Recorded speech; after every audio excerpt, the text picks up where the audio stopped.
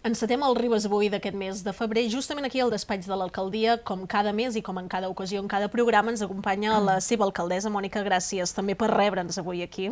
Hola, bon dia, benvinguts. Comencem parlant de reivindicació, i és que durant els darrers dies els pagesos, el sector primari, s'està mobilitzant perquè demanen millores en les seves condicions laborals i sobretot enfocades a algunes inclemències que tenen, com podrien ser la sequera, el canvi climàtic. Tot això els està afectant en bona mesura en la seva feina, en la seva tasca, i per això i per molts altres motius és moment de mobilitzar-se i reclamar allò que els pertoca. Des de Ribes es dona suport a tot aquest sector, atenent que la comarca és una comarca on el sector primari té molt de pes, i sobretot aquí a Ribes de Freser i a la vall de Ribes també. Sí, és evident. És evident que en el moment en què el sector primari, el sector ramader, es mobilitza i deixen de fer la feina que els pertoca cada dia, que a més és una feina, per dir-ho ras i curt, és una feina esclava, perquè s'hi ha de ser, i passen a mobilitzar-se, no és per qualsevol cosa, no? I veient les mobilitzacions d'aquests darrers dies, doncs s'entén perfectament que les administracions i que en concret doncs, l'Ajuntament de Ribes hi estigui a favor i es solidaritzi, no? amb aquest moviment, perquè al final el lema de les comarques gironines és molt i molt significatiu, no? És a dir, la seva pobresa, la nostra fam, i és cert. És a dir, tenim la sort de viure en un país on ens podem alimentar correctament i amb un producte de qualitat i de proximitat, i això és el que hem de continuar lluitant i hem de lluitar a favor seu perquè ells puguin continuar fent la seva feina i nosaltres puguem arribar doncs, a poder comprar amb aquesta qualitat. Hi ha un altre factor important que, més enllà del tema de les inclemències meteorològiques, perquè sí que podem fer de més o de menys, però evidentment tenim la desgràcia de no poder fer ploure, no? I podem incidir poc en les condicions meteorològiques, però sí que en les condicions administratives. I per tant, tota aquesta burocràcia a la que la pagesia es veu immersa i a la que al final també ens acaba inundant els ajuntaments petits com l'Ajuntament de Ribes, fa que en aquest cas les administracions supramunicipals sí que puguin ajudar i sí que puguin aturar aquesta voràgine de burocràcia que el que fa és impedir que puguin fer la seva feina fent feina d'administratiu. Què hi podeu fer des de l'Ajuntament, en aquest cas des del vostre, des de Ribes de Freser? Com podeu estar al seu costat? Jo penso que des de l'Ajuntament poc s'hi pot fer perquè les ordres que venen de l'Ajuntament venen d'ordres supramunicipals, però sí que el que podem fer és reivindicar, igual que reivindiquen ells, probablement d'una altra forma, que tota la paperassa que els ajuntaments estan obligats a fer per complir amb transparència, per complir amb protecció de dades, per complir amb aspectes jurídics que venen, com dic, d'altres administracions, puguin fer-ho aturar, no? O puguin fer-ho disminuir, perquè al final els papers, és a dir, els pagesos han de fer papers, aquests papers passen sobre una taula administrativa i algú més ha d'anar veient aquests papers, és a dir, no és un tema de que ho facin els pagesos i s'hagi acabat, no, aquests papers van passant de taula en taula, en taula, en taula, en taula i al final acaben servint pel que acaben servint. Llavors s'ha de poder aconseguir fer aquesta feina molt més lleugera, sigui per ells, sigui per l'administració competent, perquè aquesta burocràcia el que acaba derivant és una incompetència del sector. Parlant de temes administratius, n'hi ha un altre que també és important que tractem i és el pressupost que ha de donar peu a les inversions, a tot el que fa referència que es farà durant aquest 2024 aquí al municipi, i és aquest pressupost que s'ha decidit prorrogar. Però evidentment hi ha uns motius al darrere. Sí. En aquest cas, tenint en compte la situació inflacionista que es va viure l'any passat, que portem temps a darrere d'aquesta situació i probablement aquest any estarem en la mateixa circumstància, però sí que l'any passat l'Ajuntament de Ribes va viure com un punt d'inflexió en el sentit de dir aquesta situació fins ara a nosaltres no ens havia afectat tant i l'any 23 ens va afectar fins al punt que vam haver de demanar un préstec per despesa corrent i per tant vam dir, ostres, esperem-nos a la liquidació, és a dir, els pressupostos es poden prorrogar, no estem fent res que no puguem fer, però creiem que era arriscat i que fins a cert punt era imprudent fer fer un pressupost sense veure com tancàvem l'exercici, sense veure com es feia la liquidació d'aquell mateix any i a partir d'aquí fer un pressupost ajustat al que hagués quedat la liquidació, perquè havíem de comprovar, havíem de tenir la fotografia de com ens havia afectat la inflació, és a dir, el pressupost pressuposta, no? I pressuposa cap on han d'anar les diferents partides a gastar i els diferents capítols del mateix pressupost de l'Ajuntament de Ribes. I per no anar o per no fer un pressupost que llavors és subjecte a com quedava la liquidació i pendent de modificacions, que és evident que les modificacions s'han de fer sempre, no? Però per fer-lo una mica més acurat i una mica més ajustat, la idea és, un cop tinguem la liquidació, que la liquidació l'estem a punt de tancar, valorar si hem tancat en positiu, quines partides han set positives i quines partides no ho han set, si complim amb regles de la despesa, etc., amb regles fiscals, i configurar aquest nou pressupost ajustat a com s'ha tancat. I amb tot això hi ha hagut canvis dins l'equip de govern, marxa un regidor, si més no fa un pas al costat en el seu càrrec, però n'entra una de nova, una regidora que també s'enfoca sobretot en el que serà la comunicació de com es comunica l'Ajuntament de cara als seus ciutadans. Qui és aquesta nova regidora i com emprèn aquesta nova etapa? No? Què és el que es farà o què farà ella des de la seva regidoria? Bé, la sort de Junts per Ribes, la sort de l'equip de govern, és que, malgrat hi hagi el nombre de regidors que hi hagi, a darrere hi ha un equip. I un equip que, evidentment, no tots sabem fer de tot, i per tant el Sergi va marxar deixant el llistó molt alt, o va fer un pas al costat deixant el llistó molt alt en l'àmbit de cultura. Ell continua col·laborant, igual que ho havia fet abans d'entrar a govern en aquests aspectes, i entra la Montse en l'àmbit de comunicació, de transparència, protecció de dades, perquè és l'àmbit en el qual ella s'hi sent més còmoda i és molt bona. Llavors, si bé la Montse abans col·laborava amb nosaltres, diguem, des de darrere, no? Des de fora de l'escenari, ara la Montse és a dins de l'escenari i el que s'ha fet és redistribuir les regidories. Jo deixo de tenir la regidoria de comunicació, transparència i bon govern, etc. i la passa a tenir la Montse, que ja és evident que s'ha vist un canvi abismal amb aquests pocs dies que porta de regidora, perquè uns són més destruosos amb unes feines i els altres amb unes altres, i per tant la Montse en aquest cas col·laborarà dins de la seva regidoria amb la capacitat de transformar la pàgina web, de fer-la més accessible, de poder arribar, de que la comunicació de l'Ajuntament pugui arribar molt més fluidament als altres àmbits.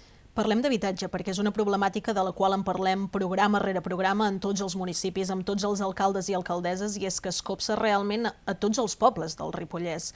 Però aquí a Ribes heu fet un pas més, un estudi sobre quina és la situació del parc d'habitatge que hi ha actualment disponible o no disponible a la vila. Hi ha una xifra que va cridar especialment l'atenció d'aquest estudi, a veure quines conclusions en podem extreure. Un 16% de l'habitatge que hi ha a Ribes està buit. Sí. A veure, a nosaltres la problemàtica de l'habitatge ens preocupa i ens ocupa. És a dir, no ha estat un dels àmbits que hem dit estem molt amoïnats però no fem res. No. És a dir, ens hem presentat a la prova pilot d'habitatge al món rural, que ens la van donar i que per tant estem acabant amb l'habitatge de Bruguera. L'habitatge ja està acabat i anem ja a la confecció de les bases perquè s'hi pugui accedir a viure, i s'han demanat diferents subvencions per arreglar, en aquest cas, el pis que té en cessió de Dics a l'Ajuntament de Ribes, però també en l'estudi de quin és la foto, el mapa d'habitatge que hi ha a Ribes. I en aquest cas es va fer aquest estudi d'habitatge en el qual va manifestar que hi havia aquest tant per cent d'habitatge buit. Bé, és una xifra important, no s'ha de menystenir, però hem de continuar treballant en fer polítiques perquè aquesta xifra pugui disminuir. No només en què la gent pugui accedir a l'habitatge, sinó que nosaltres creiem que l'habitatge va molt relacionat amb la qualitat de la feina, no? La qualitat d'oportunitats que pot tenir laboralment el municipi i la comarca i que aquesta qualitat laboral vagi associada a uns salaris dignes perquè qui vulgui venir a viure aquí pugui venir. No? Nosaltres sempre diem això, no? El que vol venir a viure a Ribes ha de poder venir a viure a Ribes, però ha de saber què vol dir viure a Ribes. Llavors, Ribes té molt poc sol i aquests 16% d'habitatges buits s'emmarquen dins d'uns habitatges que molts són antics, molts necessiten de reformes i no és una situació que, diguem, és fàcil l'accés a l'habitatge. Sí? Amb això què hem de fer? Bueno, hem de treballar en polítiques socials que ja s'hi estan treballant, però també hem de treballar amb aquest tipus de polítiques laborals, professionals, d'accés a aquest tipus de públic que podem captar perquè es vulgui quedar a viure a Ribes. Un altre punt important també que estem desenvolupant és el pla especial per decidir quin tant % d'habitatge d'ús turístic hi ha. Amb tot això i amb aquesta xifra que si bé no és agradable, Ribes no està dins el llistat del decret de prohibició d'habitatges d'ús turístic. De les zones tenses, d'aquell estudi que se'n va extreure. Exacte, perquè vam fer una moratòria abans.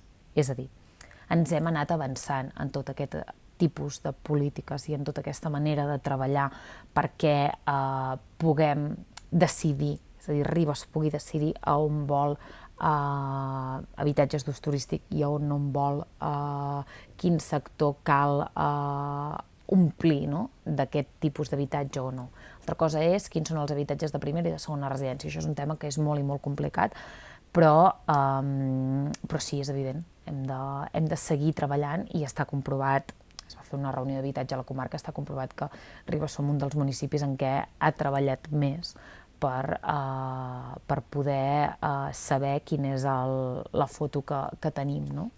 Comentaves que l'habitatge és un tema que preocupa i ocupa Ribes de Freser, com també ho podria ser l'envelliment de la població. Això també ho podem extrapolar a tota la comarca.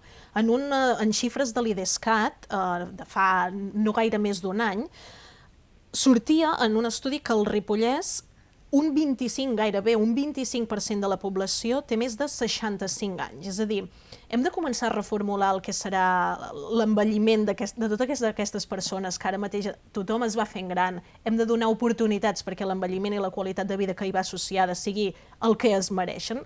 En aquest sentit, per això a Ribes també s'intenten incloure més places a la residència de la gent gran? Sí, tenim una sort, que és que la humanitat avança, i potser no hauria d'avançar més humanitzada del que és, però l'envelliment cada vegada és més tardani, i cada vegada tenim més eines perquè les persones que vulguin envellir a casa ho puguin fer. Però les que no ho poden fer o no ho volen fer han de poder tenir l'oportunitat de poder anar a una residència. A Ribes cometem molts errors i hem de millorar moltes coses, però si hi ha una cosa que jo penso que ha estat molt encertada és la gestió del model de Sumar a la residència de Ribes. Recordar que Sumar és una empresa pública de la Diputació de Girona, la qual està gestionant la residència de Ribes, però la residència de Ribes és titularitat municipal. Dit això, Sumar té el programa de l'atenció centrada en la persona. Què vol dir això? Això vol dir que no és el prototip d'una residència d'avis que teníem al cap d'anys enrere, no. És a dir, el que està treballant Sumar a la residència de Ribes és allargar al màxim possible les habilitats i la manera de fer de cada un dels residents, val? Amb la finalitat de que ells puguin continuar sent autònoms fins al final, puguin continuar, ens explicaven en assemblea un dia que van començar a fer la prova dels esmorzars personalitzats. Tenen com un tipus de bufet, a tall d'exemple, tenen com un tipus de bufet a l'esmorzar en el qual el que és autònom doncs, pot ser com un hotel, no? Els van demanar doncs, que hi hagués una màquina de fer sucs de taronja, tenen una exprimidora, és a dir, diferents tipus de prestacions o diferents tipus de cuidados que els apropa més el que seria viure a casa, no? Hi ha l'encarregada de regar les plantes, hi ha que ajuden a fer llits perquè estaven acostumades a fer llits, han tret els uniformes de les treballadores i les treballadores tenen uns uniformes, diguem, de roba de carrer, és a dir, van amb roba còmoda per treballar, però no és el tracte o la percepció del tracte que hi havia abans. I això, juntat amb el model d'atenció centrada a la persona, fa que el resident que ha de viure a la residència, sigui per la qüestió que sigui, es pugui sentir com a casa, no? Perquè al final és casa seva els 365 dies de l'any. Vist això i coneixent l'envelliment de Ribes, amb Sumar ens va proposar, ostres, hi ha la possibilitat de poder ampliar les places de la residència. I vam dir, endavant, fem-ho. Fem-ho amb quina finalitat? Doncs amb aquesta, entenent que la residència de Ribes és un lloc on viuen les persones que han decidit, sigui per la qüestió que sigui, viure allà, ho puguin fer amb les màximes comoditats possibles i podem oferir aquest servei nosaltres a la ciutadania. Quantes places estem parlant? És a dir, quantes se'n sumarien a les que ja hi ha? 4 més. 4. Per tant, passaríem de 50 a 54 places. I habitacions noves també se'n contemplen? 3 habitacions noves. És a dir, la demanda és creixent aquí a Ribes? Sí. La demanda és creixent tant en pública com en privada. Hem de recordar que fins ara teníem 19 places privades, ara en passem a tenir 14 perquè en tenim 5 de públiques, això també ens va molt bé, perquè és evident que la pensió de les persones que entren a la residència és una pensió baixa, però no és una pensió baixa, és a dir, perquè les pensions les pensions són baixes, no? Per tant, i una residència és evident que és cara, és a dir, sigui quina sigui la residència, una residència ja de per si no és una despesa econòmica. I per tant, tenint en compte el que arriba a costar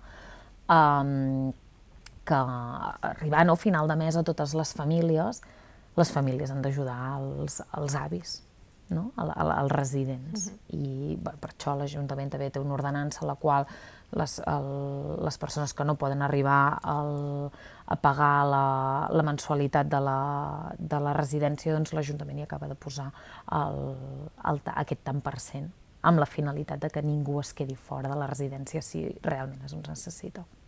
Canviem completament de tema perquè ara parlem d'aigua, i és que hi ha un projecte sobre la taula perquè sigui Giaxa l'empresa que passi a gestionar la xarxa d'aigua del municipi. En quin punt es troba aquest projecte? Es portarà a terme finalment? I què implicarà això per Ribes? Bé, la concessió de l'aigua era una concessió a 50 anys, es va finalitzar el 2021 i estem en situació de pròrroga. Al ser un servei bàsic, doncs hi ha una pròrroga i és evident que el servei de l'aigua requereix d'inversions i en aquest període de sequera les inversions és evident que són molt més grosses de les que haurien de ser o molt més insistents. A partir d'aquí es va valorar a nivell intern quina era la millor opció, i hi havia diferents opcions, externalitzar l'aigua, internalitzar-la o passar-la a una empresa pública, no com Sumar, però a una empresa pública que treballés amb aigua i que fos competent en aquest sector. I això és el que s'ha decidit fer, és a dir, s'està treballant perquè sigui Giaxa qui gestioni l'aigua de Ribes, igual que ho està fent en aquests moments a Camprodon, Llanars i Can Davano, i em sembla que està a punt d'entrar a Sant Pau de Segúries.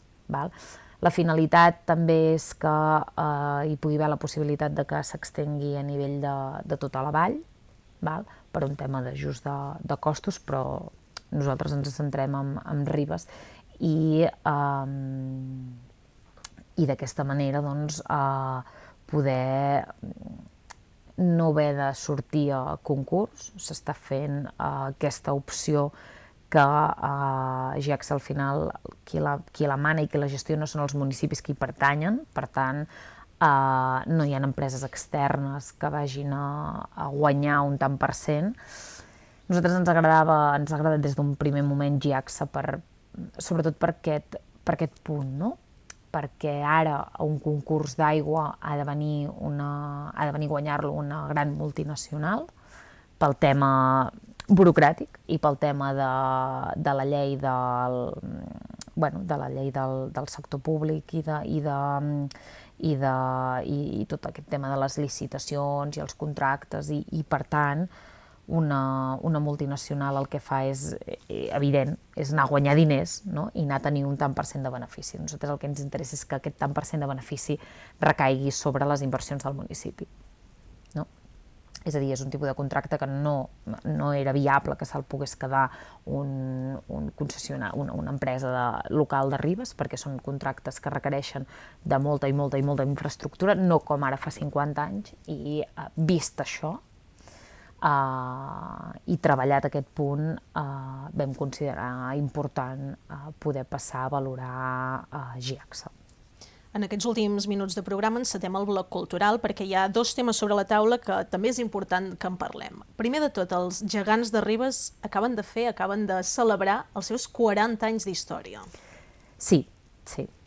Jo encara no era ni un projecte, de fet és l'any que es van casar els meus pares. L'any 84 els Gegants de Ribes el 12 d'agost van néixer, no? Els van batejar, els padrins van ser la Marta Ferrusola i el Ricard Rodríguez, l'alcalde d'aquell moment de Ribes, i bé, els Gegants celebren 40 anys, no? 40 anys de Manelic i Núria, 40 anys d'història dels Gegants de la Vall de Ribes, perquè al final són els gegants que han representat la Vall de Ribes, i